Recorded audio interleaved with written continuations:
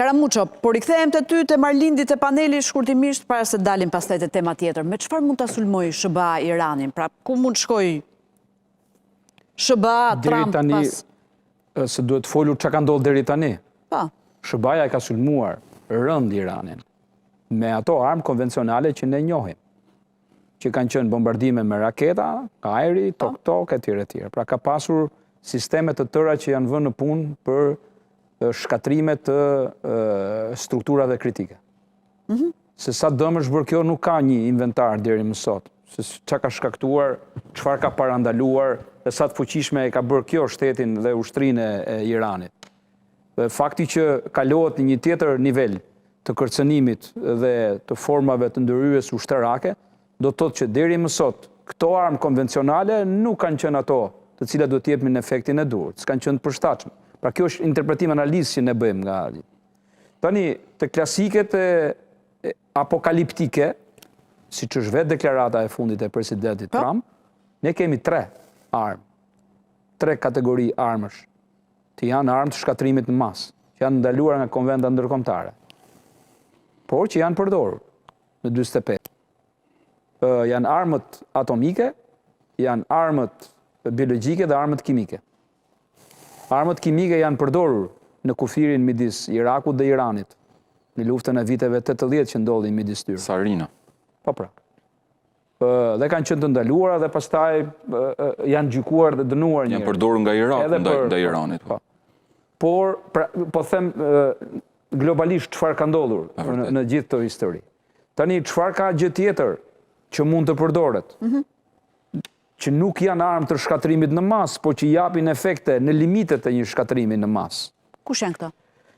Janë armët e ndyra që thonë, armët radiologjike, që nuk bëjnë shpërthim atomik, por shpërndajnë element, mbeturina, radioaktive, në një terren të caktuar, po, për të shkaktuar dëm në jetën, dëm në gjallësa, ku futet edhe jeta e njeriut. Po edhe të njerëzit, po, këto do të kuptoja. Pra, në çdo gjë shuhet dhe ata që mundet të mbijetojnë, do të vdesin vite më pas nga sëmundje kancerogjene. Nuk quhet krim lufte ky apo jo? Tani ne po flasim në interpretim të shkatrimit të një civilizimi për 4 orë. Siç thot Trumpi, dakor. Tani ti referohemi asaj. Jo, dakor, të tha dhe shtuni, asgjë nuk ka përjashtuar nga tryeza. Një momentit nga nervozizmi është një gjë tjetër. Por është një deklaratë zyrtare dhe për këtë gjithë bota është e shqetësuar këto orë që po flasim. Po, dakor. Tjetër kemi armë elektromagnetike, po këto nuk janë më shumë, nuk shigjetojnë, nuk targetojnë njerëzit. Po strukturat të gjitha, format të radarëve, gjithë shka, pra e bëjnë shutdown, komplet. Gjë që deri diku kjo ka ndodhur, sepse ajrin, avantazhin e ajrit në qiejt e Iranit e ka Izraeli dhe Amerika. Pra nuk është se do të përdoret, nuk ka çfarë ti përdorësh më kësaj. Pastaj kemi armët termobarike, të cilat janë armë shumë të fuqishme, që kalojnë temperatura diku mbi 3000 gradë dhe përthitin oksigjenin. Pra nuk ka më oksigjen në atë sipërfaqe ku ka shpërtimi dhe ndodh në diametër efekti i asaj bombe. Mund të jetë në nivele shumë herë më të larta se sa i kemi menduar deri më sot, me lagje të tëra mund të rrafshohen. Pa. Dhe me mijëra njerëz mund të vdesin vetëm nga një bombë e tillë. Nuk janë armë të shkatrimit në masë, po kanë pothuajse atë të njëjtin efekt, por për zonat kufizuara. Dhe janë shumë armë të frikshme. Është përdorur një nga këto armë, ose më mirë dyshohet gjatë kësaj lufte u përdor në një bombardim, por u pa me skepticizëm e pikpyetje sepse nuk dolën pamjet finike të plota se çfarë efekti kishte. Ti çfarë mendon? Do godas Trump apo do dali blof nëse nuk e bën? Kimike, këto, më falni, kibernetike që janë pashur për sistemet që këta i kanë përdorur, alianca deri më tani, po them alianca Izraeli Shtetet e Bashkuara, se bashkë kanë bërë gjithë këtë luftë. Të luftë, patjetër. Dhe kemi dhe armët antibunker, të cilat po i hodhen në një zonë të banuar. Ato janë më shumë të projektuara për thellësi, pra për disa shpërthime derisa të bëjnë shpërthimin e plot të bunkerëve, por në një zonë të banuar ato bëjnë shkatrime të jashtëzakonshme. E kuptoj. Edhe tu flasim për 10 lagje që mund të preken deri në shkatrim të plot. Përfshirë tu edhe jetën e popullsisë. Tani Trump, do godas apo nëse nuk e bën del blof në një farë? Apo do shtyp prapë ultimatumin? Përpara disa kohësh, në mos gaboj mbasi kishte fituar atë luftën e 2 orëve në Venezuelë, ku kapi Maduro, edhe Maduro, Trumpi foli për herë të parë për disa armë të reja sekrete, të cilat ai tha që bota nuk i di, po ne i kemi. ende, po ne i kemi dhe mos i shkojë mendja të njeriut që të na sulmojë.